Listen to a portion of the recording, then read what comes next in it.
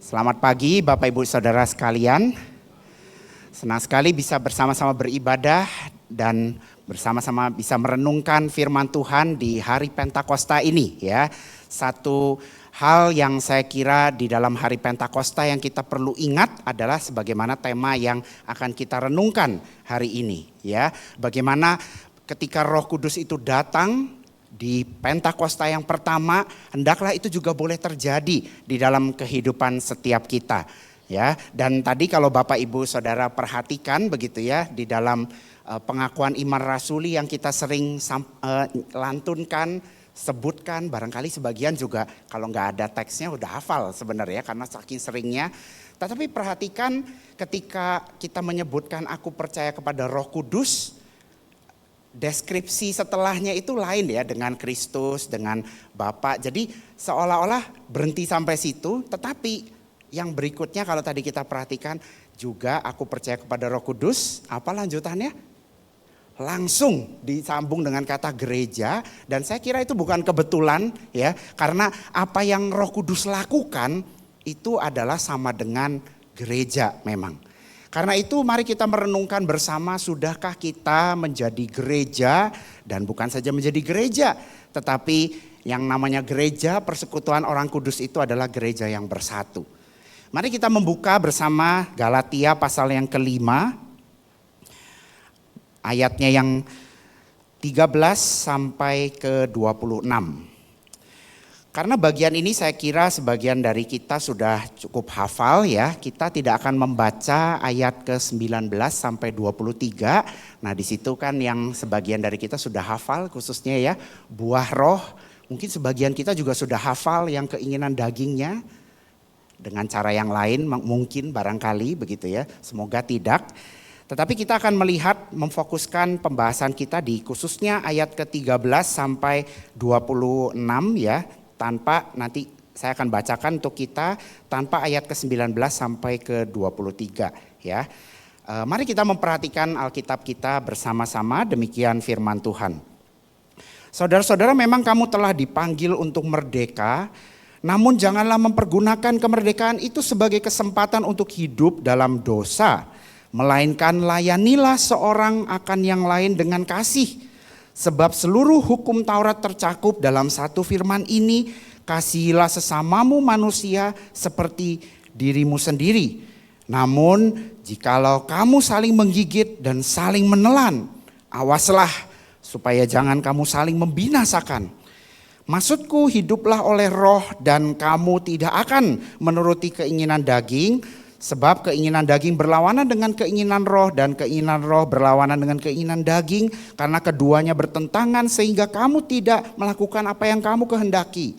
Namun jikalau kamu memberi dirimu dipimpin oleh roh, kamu tidak hidup di bawah hukum Taurat. Ayat ke-24, mereka yang menjadi milik Kristus telah menyalibkan daging dengan segala hawa nafsu dan keinginannya. Jikalau kita hidup oleh roh, baiklah hidup kita juga dipimpin oleh roh, dan janganlah kita gila hormat, janganlah kita saling menantang dan saling mendengki. Berbahagialah setiap kita yang membaca, merenungkan, dan yang menghidupi firman Tuhan hari lepas hari di dalam kehidupannya. Bapak Ibu Saudara, percakapan mengenai kesatuan di dalam roh ini mengingatkan saya mengenai satu pengalaman yang saya alami sekitar tahun 2009 ya, pertengahan tahun seperti ini. Waktu itu saya masih kuliah S1 begitu, dan pada waktu itu sudah selesai semester, kami bersama dengan teman-teman saya pergi ke satu kafe. Dan di saat itulah percakapan sebenarnya santai ya, saya juga nggak ingat persisnya percakapannya apa saja begitu ya. Tapi intinya kami senang sudah selesai semester.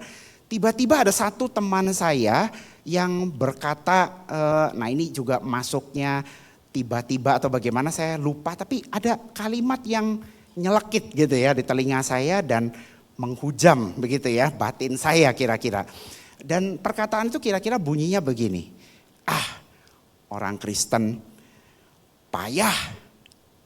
Maksudnya Kristennya di sini Kristen Protestan ya, karena yang mengatakan ini Kristen Katolik begitu. Dan dia mengatakan bahwa gereja Kristen payah, pecah melulu. Lihat aja ada berapa banyak denominasinya. konon katanya, dan ini sebenarnya angka yang seringkali sudah tidak benar ya. Katanya cuman yang populer itu seringkali dikatakan ada 33.000 denominasi gereja Protestan begitu ya. Sebenarnya ini orang-orang yang Katolik juga sudah menuliskan ya, ini bisa ditemukan di online. Sebenarnya mereka juga sudah mengatakan jangan pakai angka itu lagi, itu tidak tepat. Ya, tetapi kita mengerti poinnya begitu. Ada begitu banyak gereja yang pecah, yang tidak akur, kemudian bikin denominasi baru, bikin gereja baru, bikin tempat persekutuan atau nantinya jadi sinode yang baru barangkali. Dan pada saat itu yang saya bisa lakukan hanya diam saja. Karena memang memori saya pada waktu itu ya, padahal waktu itu saya masih belum seperti sekarang begitu ya. Jadi dokumentasi yang ada di kepala saya mengenai gereja ini berantem, gereja itu nggak lanjut lagi ya.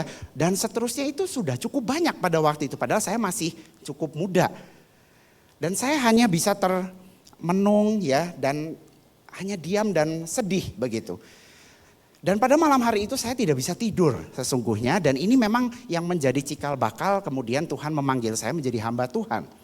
Tetapi pada waktu itu saya merenungkan kondisi gereja saya ketika waktu saya kuliah pada waktu itu gereja di Indonesia, di Australia sebenarnya relatif baik ya. Saya juga di sana menikmati kebersamaan dan saya juga bertumbuh sebagai orang Kristen karena merasa diterima. Oh, yang namanya persekutuan, yang namanya pelayanan, tadinya saya nggak bisa main musik jadi ikutan akhirnya. Jadi ada semacam pertumbuhan rohani yang begitu pesat di gereja saya pada waktu itu. Dan itu yang saya rindukan, iya ya Tuhan, kenapa yang seperti ini tidak lebih banyak terkopi ya, termultiplikasi di tempat-tempat yang lain. Dan pada waktu itu di benak saya terpikir satu hal begitu, Tuhan kenapa ya orang-orang ini tidak bisa mengesampingkan agenda-agenda pribadinya, kepentingan-kepentingan tertentu, gak enakannya dengan orang lain demi pekerjaan Tuhan, demi Kristus yang adalah Tuhan yang disembah. Dan sayangnya ada banyak gereja yang pelan-pelan ya penggambarannya mirip seperti yang saya berikan di sini. Rupanya gereja itu tidak sadar ya yang sebenarnya harusnya menjadi seperti rumah itu sendiri ya, pelan-pelan mulai terbelah dan tersayat begitu ya. Dan rupanya memang kalau kita mau jujur, sedikit banyak tangan yang memegang itu bukan satu orang saja sebenarnya. Dan yang sedihnya yang memegang pisau itu seringkali juga bukan hanya jemaat biasa yang gak ngerti apa-apa, tetapi justru yang sudah menjadi pemimpin di gereja tersebut. Saudara, seharusnya kita melihat fakta seperti ini kita sedih bukan? Gereja yang seharusnya menjadi contoh, menjadi teladan, dan seharusnya yang berbeda dong dari organisasi yang lain. Ya, walaupun sebenarnya kalau kita lihat ya, urusan perpecahan, urusan kita tuh nggak suka sama orang itu terjadi di luar juga ya. Jadi ini artikel yang saya selalu ingat ya, karena ini memang sudah tua artikelnya tahun 2013. Ya, jadi pada tahun itu dituliskan di satu majalah ini, kenapa sih orang itu banyak yang mudah meninggalkan pekerjaan tuh karena apa alasannya? Nah, di antara lain kalau kita melihat minimal di sini ada 5 ya. Nah, ini 4 yang paling umum itu adalah nggak suka sama bos, jarang diberdayakan, ada politik di dalam institusi tempat kerja tersebut dan jarang diakui. Nah, ini adalah semuanya berkaitan dengan orang, bukan? Bapak Ibu Saudara yang menjadi pemimpin di dalam sebuah organisasi, perusahaan pasti ngerti ya problem yang paling bikin rambut semakin menipis, yang bikin keringat kita itu selalu tidak pernah nggak dingin begitu ya. Maksudnya kita itu selalu gregetan itu selalu berkaitan dengan orangnya. Dan ujung-ujungnya itu menimbulkan yang disebutkan dengan the fifth reason itu ya, mereka menjadi tidak puas dengan institusi. Bapak Ibu Saudara kalau memperhatikan, kenapa saya katakan hal ini sudah 10 tahun yang lalu, tetapi sebenarnya saya kira hari-hari ini lebih parah lagi sebenarnya. Minggu yang lalu ketika Pak Wim dan saya memimpin seminar talk show mengenai Kristen progresif, Bapak Ibu tahu banyak keluhan yang mereka sampaikan itu mulanya itu ya dari sini. Mereka melihat institusi gereja yang sudah tidak layak disebut gereja karena perpecahan itu. Kok bisa ya ada orang itu ngeciak sesama orang gereja itu kayak begitu? Kok bisa ya gereja itu pemimpinnya hanya memperhatikan orang-orang yang kaya saja misalnya. Wah saudara, kalau ini contohnya banyak sekali ya saya kira ya. Tetapi mereka itu yang mengeluhkan ya mirip seperti yang dikeluhkan orang-orang di luar sana. Dan sedihnya kenapa itu terjadi di rumah kita ini di gereja. Nah saudara, tadi kita membaca di Galatia ini memang selalu menjadi tarik-tarikan ya. Antara love and hate di dalam sesama orang-orang Kristen, saudara seiman ini selalu sering terjadi begitu ya. Di satu sisi kita tahu oh ya perintah untuk mengasihi kita itu sampai sudah hafal begitu ya. Yang di Galatia ini kan sebenarnya juga ada di Matius, di Markus, di Lukas, bahkan di Ulangan ya yang minggu lalu kita juga sempat renungkan begitu kan. Tetapi sayangnya yang terjadi adalah mirip seperti yang digambarkan Paulus di Galatia ini. Saling gigit, saling telan, saling membinasakan, saling menentang, mendengki, membenci. Karena apa? Karena saya kira tidak jauh daripada yang tadi kita tidak baca ya. Keinginan daging, kepentingan sendiri, karena keegoisan diri. Gila hormat yang disebutkan di sini. Jadi ini memang pergumulan sepanjang zaman dari bukan saja di zaman Alkitab, bahkan sebelumnya saya juga percaya itu terjadi. Baru-baru ini saya juga mendengar begitu ya, ada satu sinode begitu, jadi punya banyak cabang ya. Bisa terjadi seperti ini loh misalnya ya, mungkin itu bentuk saling gigit, saling telannya zaman sekarang begitu. Ini jadi ada punya cabang itu kan banyak, sebut saja cabang A dan B begitu. Ini cabang A dan B ini kan jauh lokasinya. Nah kebetulan orang-orang yang di jemaat A rumahnya itu lebih dekat ke B. Makanya mereka mau pinjam ruangan untuk persekutuan bikin acara kecil-kecilan di B. Ngomongnya dibilangnya adalah oh sorry gak bisa. Gak ada dipakai, lagi ada dipakai tempatnya. Tetapi memang namanya Tuhan punya sense of humor ya. Tiba-tiba entah bagaimana ada orang yang kenal oleh jemaat-jemaat yang A yang tinggal di B ini ngelihat di gereja yang B ini. Loh gak ada tuh ruangan yang dipakai, mana? Katanya kalian mau pinjam ini, gak ada orangnya kok. Saudara ini bukan saja tidak meminjamkan saja loh. Tetapi bohong saudara. Dan terjadinya under satu sinode. Loh ini kan cilaka banget ya.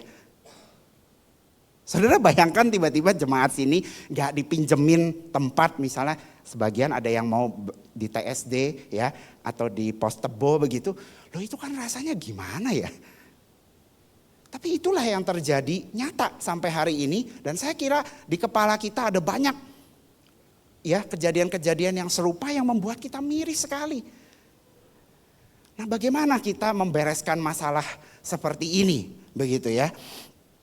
Saya kira di Alkitab pola ya bahwa manusia itu kemudian berupaya keras untuk membereskan masalah disunity ya, ketidaksatuan orang-orang Kristen ini sudah ada dari zaman Menara Babel ya. Kita tahu apa yang mereka rindukan pada waktu itu adalah orang-orang di sana mendirikan satu menara yang mungkin ya barangkali bisa ditinggali semua penduduk yang ada pada waktu itu ya, disatukan semuanya, satu bahasa, barangkali juga satu suku dan seterusnya begitu ya.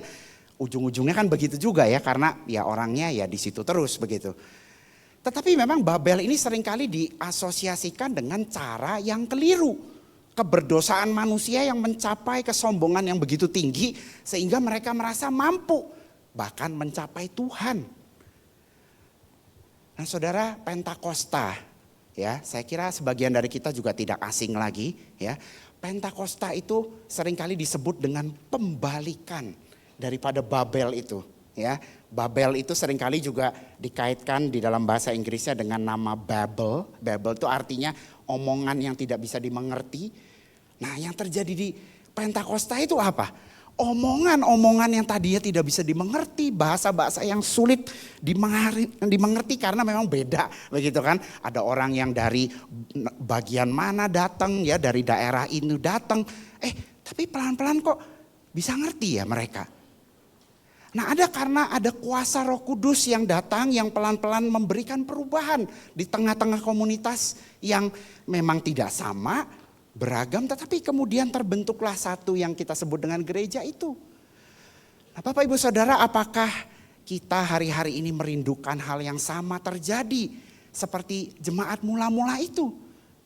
Apakah kita mendoakan gereja kita baik di tempat ini atau di tempat lain? Kita mendoakan Tuhan, bagaimana gerejaku ini bisa lebih mirip sedikitlah dengan gereja mula-mula, di mana ada persekutuan yang indah, setiap hari orang itu datang ya, saling berbagi, bahkan mau memberi diri mereka sebegitu kayaknya tuh borosnya ya, sampai mereka mau menyerahkan ya bagian apa yang mereka miliki ketika ada yang membutuhkan. Dan dikatakan orang-orang itu juga ditambahkan jumlahnya di dalam jemaat itu karena apa? Karena mereka disukai. Saudara, apakah hari-hari ini kita merasakan hal yang sama? Sekaligus kita juga miris ya, dan terus memikirkan Tuhan bagaimana caranya di hari Pentakosta ini dan seterusnya. Ini Pentakosta kan dialami dan diadakan ya setiap tahun begitu. Apakah ada perubahan? Apakah ada kemajuan? Ya. Nah, mari kita memikirkan apa yang ingin disampaikan oleh firman Tuhan hari ini. Minimal setidaknya saya ingin mengajak kita melihat dua hal yang penting dari teks kita yang tadi kita sudah baca. Yang pertama, Bapak Ibu Saudara, tidak mungkin manusia kita, khususnya kita manusia-manusia berdosa ini bisa menjaga kesatuan roh kalau bukan Roh Kudus yang melakukannya. Kalau kita tidak mengandalkan Roh Kudus yang adalah pemersatu seluruh umat manusia, pemersatu bangsa itu ya, tidak melakukannya. Dan saudara, tidak heran juga di dalam tradisi kekristenan Roh Kudus itu seringkali disebut dengan ikatan kasih itu sendiri ya, the bond of love ya. Khususnya Bapak Gereja Agustinus ya mengembangkan ide ini, dan bahkan itu bukan saja ya Roh Kudus itu di tengah-tengah kita ya menjadi ikatan kasih itu, tetapi bahkan di dalam ketritunggalannya Allah itu sendiri. Roh Kudus ini seringkali memang di dalam Alkitab ya, kadang-kadang kita mungkin berpikir kenapa ya Roh Kudus ini lebih jarang disebut begitu daripada Yesus misalnya. Karena memang Roh Kudus ini perannya memang seolah-olah ya, ada seorang teolog yang mengatakan memang dia seolah-olah seperti menutup dirinya, tetapi tanpa dirinya tidak ada yang bisa jalan. Tidak ada yang bisa berprogres, berkembang sebagaimana seharusnya sebenarnya. Dan itulah yang seharusnya kita cari dari Allah Roh Kudus itu ya. Dan teks kita tadi berkali-kali mengingatkan kita ya dari beberapa ungkapan yang berbeda-beda ini. Yang pertama tadi di ayat ke-16 kita diajak untuk berjalan bersama dengan Roh. Nah, ini terjemahan TB2 yang tadi saya bacakan ini juga belum tepat sekali menggambarkannya ya. Dari bahasa aslinya seharusnya diterjemahkannya dengan perintah berjalanlah bersama dengan Roh, maka kita tidak akan menuruti keinginan daging, keberdosaan kita. Dan yang berikutnya di ayat ke-18 juga diberikan kata yang sedikit berbeda, tetapi kalau dikatakan kalau kita dipimpin, if you are led by the Spirit katanya, maka kita tidak hidup lagi di bawah jerat hukum yang seringkali membelenggu kita. Ya, nah maksudnya di sini tentu saja hukumnya, kalau kenapa saya kasih tanda kurung seperti itu karena bukan hukum Taurat ya, secara literal bahasa aslinya itu cuman hukum saja ya. Jadi itu bukan selalu artinya itu hukum Taurat sebenarnya ya. Dan ada seorang penafsir yang mengatakan itulah sebenarnya cara hidup yang berbeda dari orang Kristen. Orang Kristen tuh mengandalkan Roh. Orang-orang yang tidak mengandalkan Roh itu ya mengandalkan hukum itu. Untuk mendapat perkenanan Allah, untuk seolah-olah hidupnya baik, berkarya ya, seolah-olah dia taat dan seterusnya. Jadi orang-orang seperti ini Satu sisi mereka itu barangkali ya seperti orang-orang Farisi pada zaman itu misalnya ya. Mereka itu kelihatannya baik tetapi sebenarnya dalamnya tidak. Nah justru Paulus ini ingin mengingatkan, jangan ikut cara pikir ya, cara hidup orang-orang yang pada saat itu. Maka itu sebenarnya kalau kita membaca di pasal-pasal sebelumnya, Paulus itu heran sama jemaat Galatia, khususnya di pasal ketiga. Paulus itu mengatakan, loh kamu ini loh, mulainya udah benar oleh roh. Loh kenapa sekarang kamu jalan lagi dengan aturan-aturan ini? Seolah-olah kamu belum selamat menerima roh itu. Nah saudara, kita juga hendaklah berpikir demikian. Karena apa? Karena dilanjutkan kembali begitu ya. Di ayat ke-25 ini mengulang apa yang tadi di ayat 16 dan 18. Kalau kita hidup oleh roh, baiklah kita juga. Nah ini perhatikan ya, kalau kita hidup oleh roh, berjalan oleh roh, dipimpin roh, itu artinya juga kita itu berjalan mengikuti. Satu terjemahan Inggris menurut saya tepat sekali mengatakannya keep in step. Mengikuti setiap, bahkan kalau literalnya itu ya, mengikuti setiap aturannya roh itu sendiri. Dan kenapa kita harus melakukan itu? Karena Roh Kudus yang sudah mempersatukan kita dengan Kristus membuat kita menjadi milik Kristus. Di ayat yang ke-24 ini, itu adalah satu realita yang begitu indah yang seringkali disebut dengan mystical union, satu persatuan yang sulit kita bayangkan begitu ya. Kita yang berbeda-beda ini ya, ada banyak perbedaan yang membuat kita tidak bisa bersatu sebenarnya. Tetapi di dalam Roh Kudus bisa bersatu dengan Kristus sebagai kepala daripada tubuhnya, yaitu kita-kita ini. Dan kita dikatakan kalau kita adalah orang-orang yang menjadi milik Kristus, kita seharusnya menyalipkan diri kita ini. Keinginan-keinginan pribadi, hal-hal yang menjauhkan kita dari Tuhan dan dari orang lain, kita itu salibkan bersama-sama sebagaimana Kristus itu mati menggantikan dosa kita.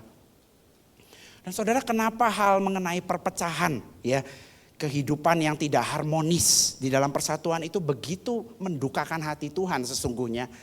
Karena kesatuan di dalam roh itu adalah cerminan dari Allah Tritunggal itu sendiri. Saudara ingat doa Tuhan Yesus ini ketika dikatakan, kalau kita baca terbalik begitu ya ayat ini, gimana sih caranya supaya dunia itu bisa ngelihat kalau Tuhan Allah Tritunggal itu ada di dalam diri gerejanya atau di dalam diri setiap kita orang-orang percaya.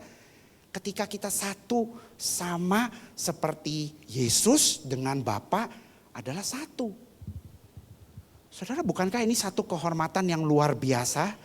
Kita manusia menjadi gambar dan rupa Allah, yang artinya kita itu menjadi cerminan refleksi dari Allah Tritunggal yang begitu indah dan seharusnya begitu menawan itu.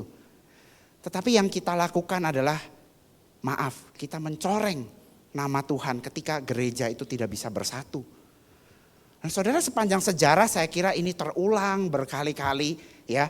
Mulai dari perpecahan agung, skisma agung ya, The Great Schism tahun 1054. Saudara kalau memperhatikan ya, kadang-kadang masalahnya itu memang berat loh. Kadang-kadang kan kita dengarnya itu gara-gara beda doktrin.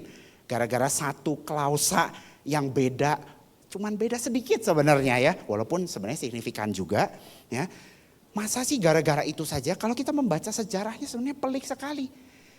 Kalau boleh saya katakan pada waktu itu, kesalahannya adalah mirip seperti yang terjadi di Babel. Karena waktu itu gereja merasa harus memusatkan pusat kekristenan itu di satu lokasi. Dan itu menimbulkan perpecahan loh. Bagaimana dengan yang di timur? Kenapa harus yang di barat yang seolah-olah di privilege begitu ya, yang diutamakan? Nah saudara, inilah yang terjadi ya. Perpecahan itu bukan aja di zaman itu ya, seterusnya. Sampai hari ini. Masa kita dari tahun demi tahun, dari abad demi abad kita ya seperti ini terus. Bagaimana ayat ini bisa terrealisasi jika demikian? Karena itu mari kita pikirkan, apakah kita sudah cukup mengandalkan Tuhan, Roh Kudus di dalam kehidupan kita? Dan tentu saja kemudian kita berpikir mengandalkan Tuhan, ya tentu saja ya kita tahulah caranya, berdoa ya. Baca Alkitab, banyak maksudnya apa ya, kadang-kadang mungkin ada yang berpikir, oh kita tidak perlu melakukan apa-apa deh kalau begitu ya. Tetapi sebenarnya Paulus tadi di ayat ke-13 kan sudah mengingatkan ya, kita ini yang sudah diselamatkan, sudah dalam tanda kutip sebenarnya bebas. Barangkali selama ini kita berpikir, oh karena kita ini sudah enak kok ya, sudah dijamin masuk surga toh, sudah di DP oleh Roh Kudus menurut bahasa Efesus pasal yang pertama. Ya enak dong, kita udah gak usah berusaha lagi. Saudara, salah sekali saya kira pemikiran seperti itu. Bukan berarti kita bukan diselamatkan oleh perbuatan baik, kemudian kita tidak melakukan perbuatan-perbuatan yang baik, saya kira. Karena itu bagian yang berikutnya, yang kedua yang tidak kalah pentingnya. Kita tidak mungkin bisa menjaga kesatuan kalau kita tidak berjuang untuk mengendalikan diri kita, untuk menumbuhkan karakter-karakter dan kebajikan Kristiani. Bapak Ibu Saudara, beberapa saat yang lalu kita gereja ini saya kira dengan baik ya membahas 7 deadly sins. Nah Bapak Ibu tahu istilah 7 deadly sins itu kadang-kadang sering disebut sebenarnya bukan sebagai satu dosa ya yang hanya 1-2 kali saja dilakukan, tetapi itu seringkali disebut dengan vice. Dan vice itu lawannya adalah virtue, kebajikan. Nah saudara, kenapa dosa-dosa yang begitu deadly itu dikatakan deadly? Karena itu menempel, berakar di dalam diri kita itu seperti natur kedua kita. Saudara, mana ada orang yang sombong itu tiba-tiba sombong misalnya. Pikirkan ya, orang-orang yang hawa nafsunya tidak terkendali, oh tiba-tiba ngelihat sesuatu, langsung naik begitu ya. Saudara, vice, virtue, ya, kebajikan, karakter itu tidak dibangun di dalam semalam. Perlu proses. Dan itulah sebabnya di salah satu buah roh yang disebutkan di situ minimal ada satu yang sangat penting, yaitu penguasaan diri. Ada seorang ahli pakar perjanjian baru, N.T. Wright, mengatakannya begini kira-kira ya. Kalau di sini seolah-olah Tuhan itu tidak mengajarkan kepada kita, oh kita tuh gak perlu berbuat apa-apa gitu ya. Kalau maksudnya memang Paulus tuh memaksudkan, oh dengan roh cukup beres gitu ya. Kenapa harus ada penguasaan diri? Dan kenapa kemudian di gereja itu Paulus masih mengatakan, kamu jangan gila hormat, jangan begini, jangan begitu. Kenapa tuh Paulus tuh masih mengatakan hal-hal yang berbaunya masih berbau hukum begitu? Karena memang yang dimaksudkan oleh Paulus itu bukan sekadar ya, itu hukum-hukum itu nggak perlu, bukan. Tapi hukum itu tujuannya itu untuk membangun sesuatu yang lebih penting, yaitu karakter. Dan saudara, kalau kita tidak mengerti ini ya, saya kira kita juga sulit loh ada di luar sana ya. Karena kita juga tahu orang-orang di luar sana juga mengajarkan yang namanya atomic habits misalnya. Ada yang tahu buku James Clear itu misalnya ya, bahwa kebiasaan-kebiasaan itu tidak bisa kita itu mau rajin kerja. Wah, besok saya kerja dari pagi sampai malam ya. 24 jam begitu ya. Silahkan kalau mencoba ya. Kalau ada yang mau coba begitu ya. Besoknya mungkin langsung tepar nggak kerja lagi begitu kan. Gak bisa saudara. Ada yang mengatakan juga kenapa generasi sekarang kok lebih lembek yo. Kerja titik-titik capek, waduh minta resign, ditegur ambek bose, dibilangnya ini merusak mental health dan sebagainya begitu kan. Saudara, saya bukan mengatakan ini untuk apa ya, ini bukan perkataan yang sebenarnya kadang-kadang memang betul ada orang yang terlalu menurut saya ya, gak fair juga terhadap yang generasi yang Z begitu ya. Tetapi memang kenapa itu terjadi? Karena cara hidup kita, lifestyle kita memang berbeda dengan orang tua kita. Saya juga merasa disiplin saya dengan orang tua saya ya berbeda. Ya. Dan itu yang harus saya sadari, oh saya gak boleh mengikuti semangat zaman ini loh. Dan itu sulitnya memang kenapa generasi sekarang sulit ya. Ya ada ini toh yang bikin kita tuh sulit fokus ya. Mengerjakan sesuatu, begitu lagi ngantor mau ngerjain proyek, muncul sesuatu ya. Waduh. Lagi ada pertandingan lah atau apa, mungkin itu kita bisa nongolin begitu sambil kerja begitu, itu kan merusak konsentrasi begitu ya. Nah ini hanya beberapa contoh yang untuk menunjukkan kita sendiri perlu ya mendisiplin diri kita, menguasai diri, Karena apa? Nah, ini saudara perhatikan berkaitan dengan perpecahan, ya, disunity. Kedagingan yang dilawan, ya, menjadi lawan daripada spirit itu, ya, roh, bagaimana kita dipimpin oleh roh itu, ya. Kita tadi membaca memang ada percabulan, pencemaran, hawa nafsu, penyembahan berhala, sihir, tetapi setengah lebihnya itu urusannya dengan perseteruan, perselisihan. Nah, itu saya terjemahkan ulang, ya, jealousy, kecemburuan, amarah, pertentangan, percekcokan, perpecahan, dan iri hati, envy. Yang kita juga sudah pelajari yang lalu. Ini semua berkaitan dengan relasi, kebersamaan. Dan itulah yang terjadi memang ketika seseorang itu hanya mementingkan, ya, hidup tidak dengan roh. Dia akan selalu entertain apa yang menjadi kepuasan dirinya sendiri. Dan saudara, itulah efek dari keberdosaan yang kita sebenarnya terlahir di dalamnya. Kita itu selalu ketika kita berdosa itu artinya kita tuh nggak mau berurusan dengan Tuhan, ya. Tuhan itu hanya menjadi sarana kepuasan diri kita, dan orang-orang lain itu akhirnya juga kita eksploitasi, kita manfaatkan. Nah, saudara, inilah yang menyedihkan sesungguhnya, yang membuat kita seharusnya merasa, aduh, ternyata kita ini memang lemah, ya. Karena itu yang poin kedua dan pertama ini seharusnya saling tandem gitu, ya. Ini bukan dimaksudkan oh berarti saya harus fokus hanya berbenah diri saja. Tidak, dua-duanya ini harus saling bekerja sama. Roh Kudus itu menyelamatkan kita, tetapi juga ada satu hal yang kita perlu lakukan, yaitu kita perlu ingat kita tuh belum kudus. Maka itu saudara, kalau kita melihat buah roh itu, ya, menarik sekali, buahnya itu tunggal, ya, bukan buah-buah roh. Kenapa? Karena memang kasih, sukacita, damai sejahtera dan seterusnya itu yang memberi itu adalah ya roh itu sendiri, Tuhan itu sendiri. Tetapi perhatikan juga yang dimaksud di sana, maknanya adalah kita kalau menjadi orang yang dipenuhi atau didiami dengan Roh Kudus, kita tuh harusnya menghasilkan semuanya ini. Waduh, kok susah ya Pak? Mungkin kita berpikir, siapa yang bisa sih kayak begitu? Exactly. Kalau kita belum pernah berpikir, saya gak bisa. Mungkin memang kita belum mengerti firman Tuhan ini. Memang kita gak bisa. Karena itu mau gak kita terus, ya, menggumulkan hal ini. Dan sekali lagi kembali ke ayat yang khususnya 18 tadi kita lihat. Inilah perbedaan kita memang dengan orang-orang yang tidak mengenal firman yang benar ini. Cara hidupnya adalah pokoknya hanya melakukan A, B, C cukup begitu, ya. Enggak cukup sampai di situ, ya. Kita harus membangun karakter-karakter Kristiani yang memang mendukung, ya, supaya orang melihat, oh ya, Tuhan itu hidup betul di dalam diri setiap kita. Dan saudara, berkaitan dengan kesatuan itu tadi, memang tidak mudah.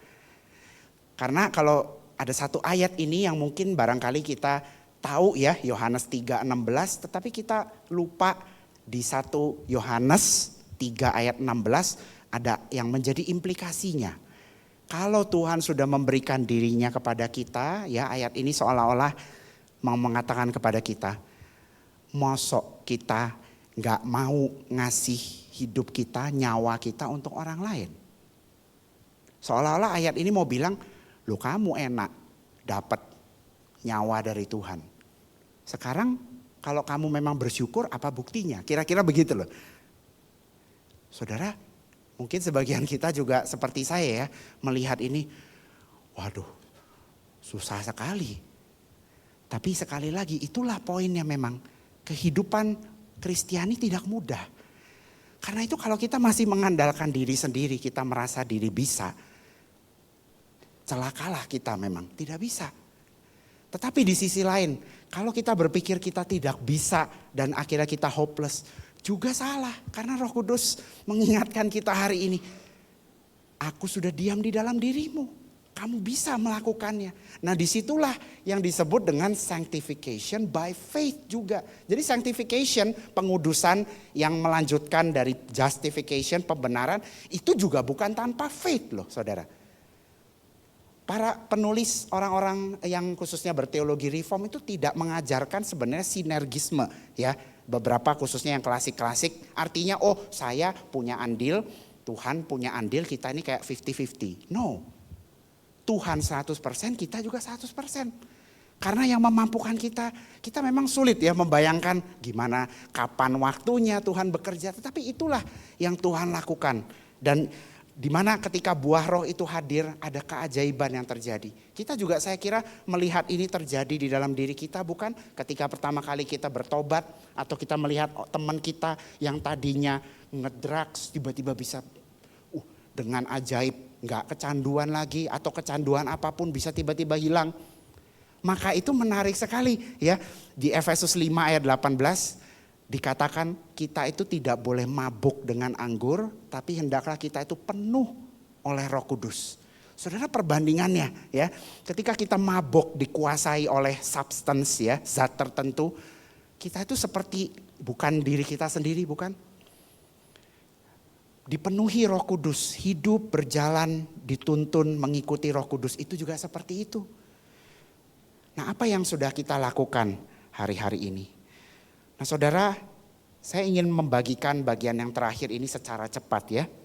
Mungkin ada dari antara kita yang bingung ya mau mulai dari mana begitu ya. Ketika mungkin kita menyadari ada yang salah nih di komunitas kita, bukan enggak necessarily di gereja ini saja ya, tetapi di tempat lain. Ya, ini sebenarnya dari artikel yang kita bisa akses ya secara online dari Carey Nieuwhof, 7 cara ya yang sehat mengatasi konflik.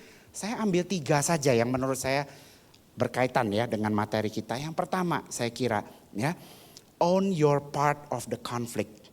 Maksudnya kita harus menyadari semua konflik masalah itu selalu ada andil masing-masing dari kita.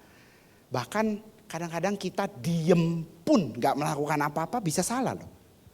Kita ngelihat ada saudara kita yang melakukan kesalahan, kita diem.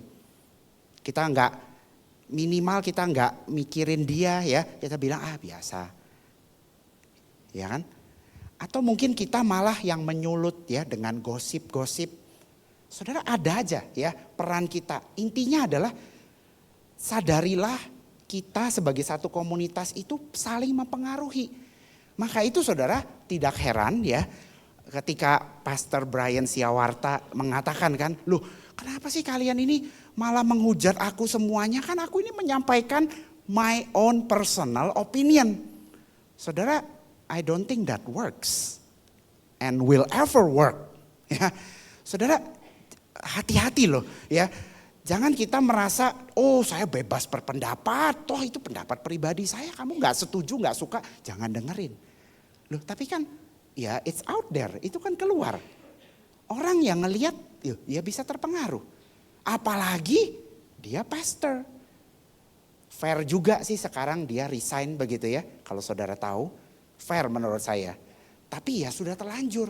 Nah itu menurut saya ya perkataan, ini personal opinion saya ya. Gak apa-apa saya melakukan ini kan cuman saya melakukannya di kamar saya sendiri. Loh, jangan salah saudara. Efeknya itu kadang-kadang tidak langsung, tidak kelihatan. Karena itu kesadaran yang pertama ini menurut saya paling penting ya. Keinginan daging kita tuh masih ada, kita masih bisa salah. Jangan pernah berpikir ya bahwa kita tidak ada salahnya sama sekali. Ini adalah permulaan kita bisa berdamai.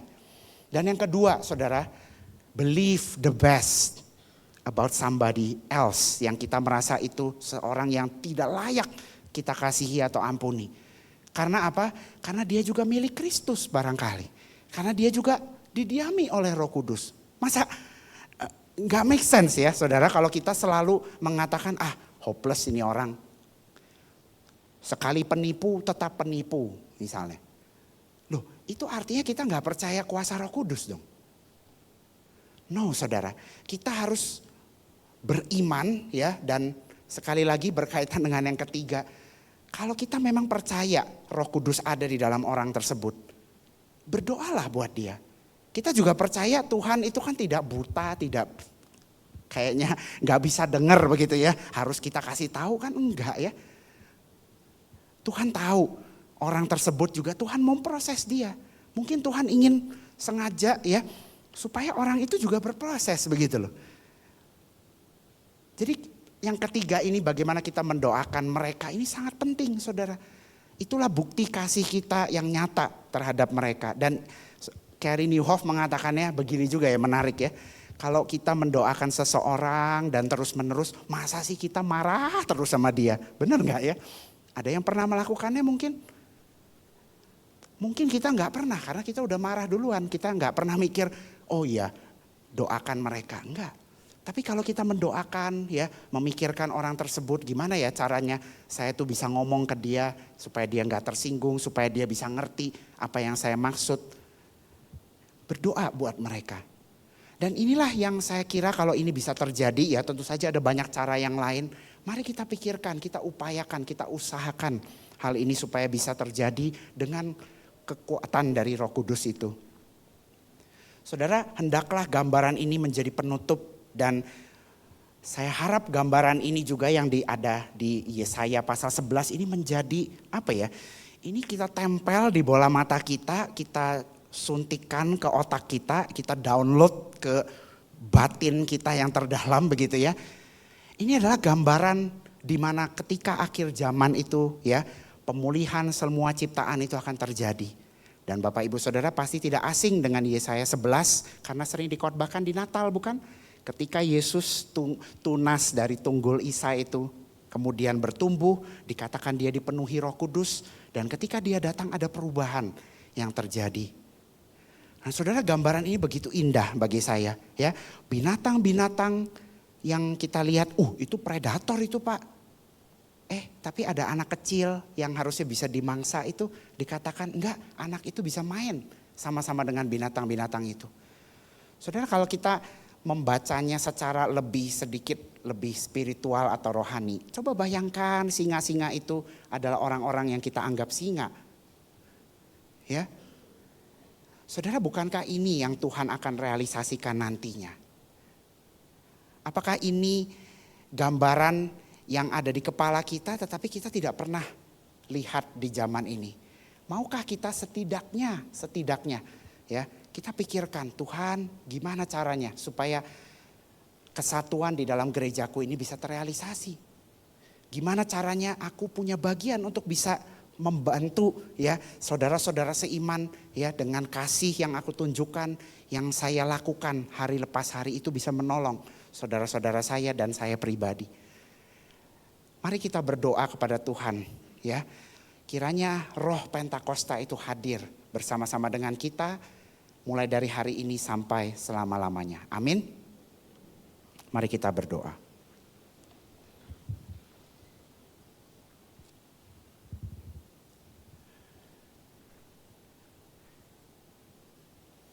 Sekali lagi kami memohon dari kedalaman hati kami ya Tuhan.